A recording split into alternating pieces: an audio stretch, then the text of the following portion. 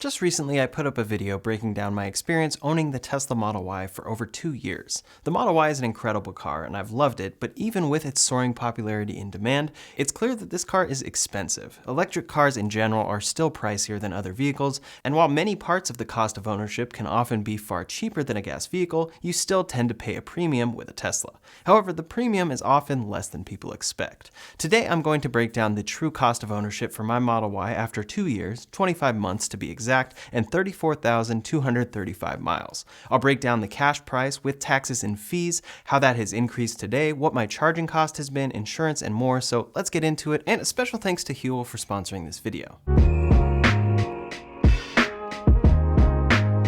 This is the most up-to-date true cost video I've made, and we'll be adding a few extra categories to be sure we're extra accurate here. Of course, everything I calculate will be an estimate to a certain degree. I haven't tracked every single cent that I've put into this car, and it's tough to be 100% accurate, but we've gone through diligently to break down everything, especially charging. The Model Y I purchased was the long-range all-wheel drive in red with induction wheels and no full self-driving. At the time of purchase, the base price of my Model Y before upgrades was around $13,000 cheaper than it is today. So that will be a big difference that I'll break down, but charging costs, maintenance, and insurance should be about the same for a 2022 Model Y. On my order agreement, my Model Y was $41,000, $11,000 for the long-range all-wheel drive package, $2,000 for the red paint, $1,500 for the induction wheels, and $1,200 for the destination fee. That came out to $56,700 before taxes. Then taxes added $5,811.75. There was a $30 Tesla EV registration fee, $638 in DMV fees, and lastly $369 for vehicle license fees. That brought my out-the-door cash price to $63,179.75.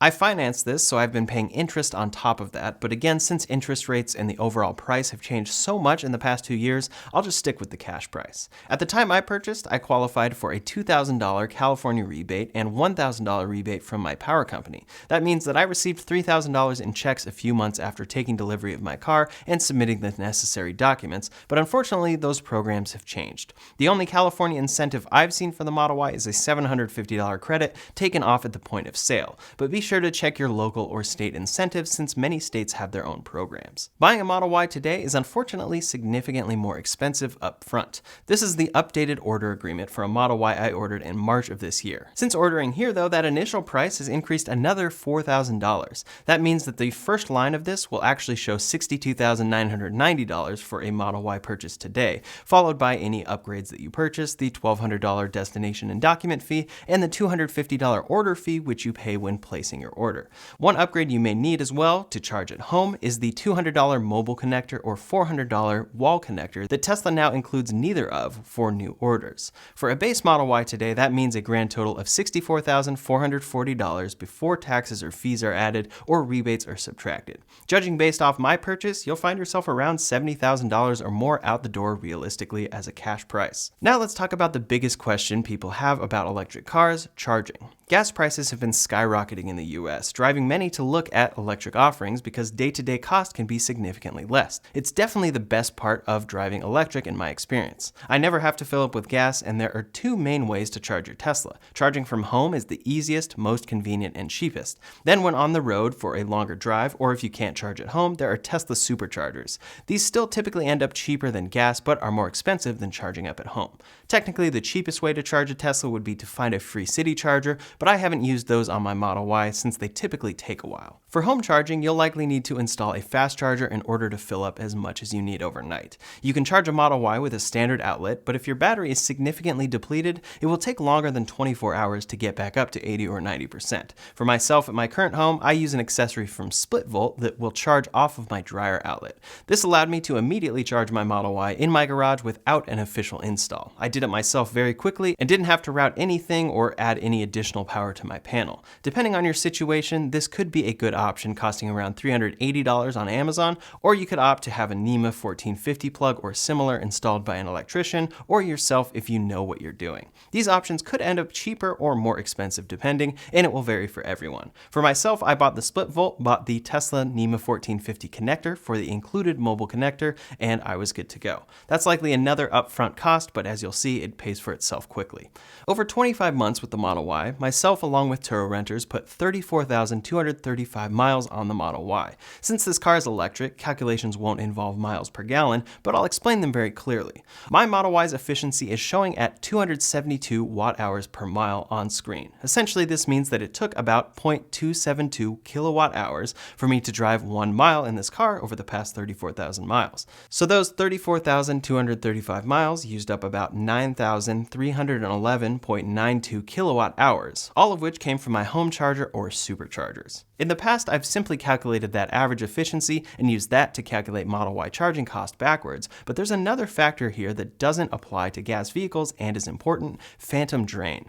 According to Tesla, quote, even when Model Y is not being driven, its battery discharges very slowly to power the onboard electronics. The battery can discharge at a rate of approximately 1% per day, though the discharge rate may vary depending on environmental factors such as cold weather, vehicle configuration, and your selected settings on the touchscreen. Situations can arise in which you must leave Model Y unplugged for an extended period of time, for example, at an airport when traveling. In these situations, keep the 1% in mind to ensure that you leave the battery with a sufficient charge level. For example, over a 2-week period, 14 days, the battery may discharge by approximately 14%. This is another estimate, since some days could see more drain than others, and Sentry mode will drain it even more, but I'm going with the 1% rule that Tesla quoted. In the 765 days that I've owned the Model Y, I've lost about 0.75 kilowatt hours of energy each day from phantom drain, based on 1%. That means that about 573.75 kilowatt hours of my charging actually just disappeared and wasn't used to drive, so we need to add this to my cost. We'll add all of that for a total charging cost and gas comparison in just a minute. Before we go any further, I'd like to thank today's sponsor, Huel. Huel makes nutrition easy and convenient with plant-based meals that taste great. It's 100% nutritionally complete, vegan, gluten-free, packed with 27 vitamins and minerals, and it's ready in minutes. Just add 500 milliliters of water to 2 scoops of powder, shake, and it's ready to go. They recently came out with a new flavor, their Black Edition Cookies and Cream, and it's great. It tastes like a chocolate milkshake, except it has 40 grams of protein, all natural ingredients, and less than 5% sugar. It's not a protein shake though. It's a nutritionally complete meal with all your essential carbs and fats. It's also a good source of fiber and contains probiotics that are good for your gut. I've been using Huel for a while now, and I love how easy it is to track my nutrition. Quick options for food are usually not that healthy, but Huel is trying to change that. When I'm busy, I can take Huel on the go rather than stopping for fast food or takeout, and it's a perfectly healthy, affordable alternative. It's especially good as a breakfast option for those mornings when you're running behind and need to just grab something to go. To try Huel for yourself, click my link in the description below. Those calculations bring us to the estimated true total kilowatt hours used for 34,235 miles in 2 years, 9,885.67 kilowatt hours. That will be fairly accurate no matter where you live, and increase a bit with more phantom drain in colder or significantly warmer climates. The next calculation is where it will vary more, because some people pay way less for electricity than I do. At my home, my off-peak electricity rates vary between 22 cents and 21 cents per kilowatt hour. The average rate for the year is 21.3 cents per kilowatt hour, which multiplied by my used kilowatt hours in 2 years means that if I charged exclusively at home, I would have paid $2,108.94 to drive the Model Y my full mileage. Again, if the electricity rate is significantly cheaper than this, then you'd pay significantly less.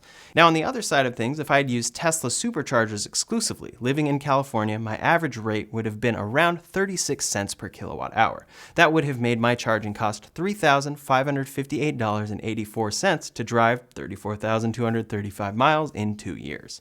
In the real world, your charging will fall somewhere between these two numbers. For myself, I charge at home about 95% of the time, and then supercharge 5% of the time, meaning I'd really end up paying just a little bit over that home charging cost of $2,108.94. For you, you'll fall somewhere in between there, and it's pretty easy to get yourself a ballpark figure by estimating how much you will charge at home versus superchargers. That range of $2,000 to $3,500 between home and superchargers may sound like a lot more than you expected, but let's compare it to a similar sized gas vehicle. For a Honda CR-V, a much cheaper but efficient and similarly sized vehicle, the average miles per gallon is 29. Since the charge rates that I used for calculations are specific to my location, I'll similarly use my gas rates near my location, which comes in at $5.70 per gallon as of May 2022.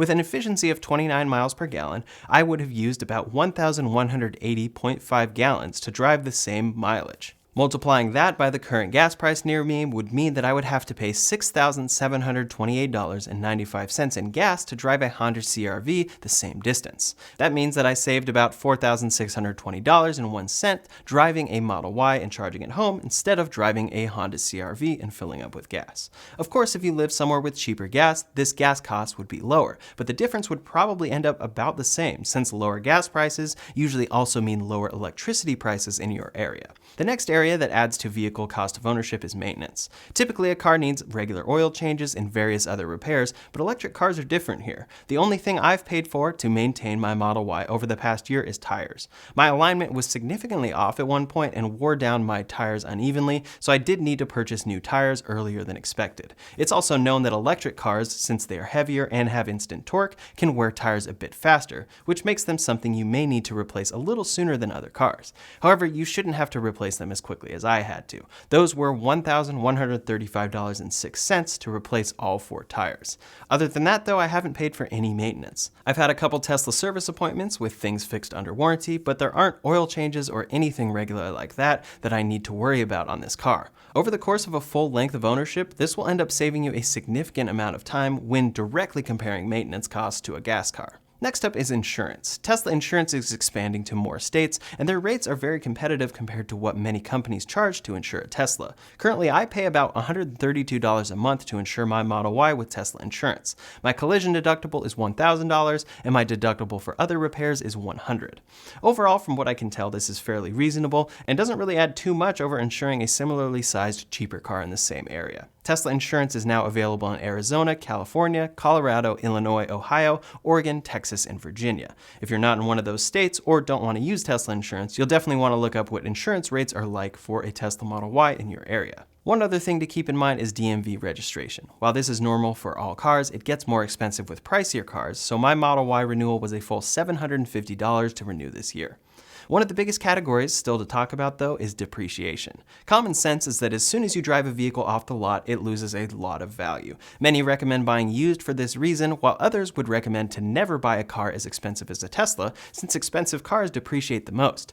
What we're seeing lately though is the opposite story. Some used 2020 Tesla Model Ys sold by Tesla are going for more than a brand new one. This is because these cars are available to buy today and the back order for a Model Y is so long. Either way though, overall mileage, year, and wear and tear on a car doesn't affect electric cars in the same way that they do with gas cars. Teslas retain their value very well, and Kelley Blue Book currently puts my trade-in value at $56,421 after 2 years and 34,000 miles on this car. That's a really great value that this car is holding, and is definitely not something you can see with other vehicles. I know people who have even been able to profit on their Tesla after owning it and using it significantly for a couple of years, so the standard ideas of depreciation and loss of value on a vehicle don't seem to fully apply to Teslas right now. They just hold their value extremely well. Overall, as you can see from my experience with the Model Y, charging at home is the cheapest option, aside from a free charger if you have one. You can save a significant amount over gas, but the entry price of a Model Y is so high right now that it really will only save you overall when comparing to a similarly priced car. If you're choosing between a Model Y and another non-electric car at $63,000, you'll see significant savings. You'll save on gas, no oil changes, hardly any maintenance, and your value will hold up incredibly well into the future as far as we can tell. If you're in that price range already, it really can save you quite a bit of money. However, if you're shopping for a car in general and simply looking for the cheapest option and weighing cost of ownership, unfortunately the Model Y's overall cost of ownership clearly remains more expensive. Maybe it would even out after many more years than I'm calculating, but it's hard to make a $63,000 car have a cheaper cost of ownership than a $30,000 Honda CR-V, even with insane gas prices. This is something that many companies and especially Tesla plan to change down the road, with much cheaper electric offerings planned, but what we're seeing is that getting to cheaper electric cars is taking significantly longer than many hoped. For the future with my Model Y, there are some costs I'm expecting that I didn't have yet. For one, each year I'll have the DMV renewal around $750. Then there are some replacements I'll need like air filters, which Tesla sells for $17 each, or $35 for the required set of 2. Third-party filters are available here too with a HEPA filter improvement, and those can be anywhere from $50 to $100. I'll also need more tires, and then eventually the warranty will run out. The basic vehicle limited warranty covers the Model Y for 4 years or 50,000 miles. That 50,000 150,000 miles will probably come before I make my next true cost video, so certain issues could pop up that would need to come out of pocket. Luckily, the battery and drive unit warranty is much longer at 8 years or 120,000 miles. I actually just got my Model Y battery replaced under warranty, which is a very rare repair, but if it were to happen after that 120,000 miles, it would be a significant cost. From what we've seen from Teslas in the past though, it's luckily not common. When I first made a true cost video for the Model Y, I was hoping that a follow-up video would be showing you what my cost was and how yours could be cheaper now that the Model Y is cheaper. Unfortunately, that has not been the case. The Model Y has only gone up in price and doesn't look to be coming down soon. Hopefully Tesla and EV makers in general can get pricing down in the future because they can be significantly cheaper to operate once you own the car.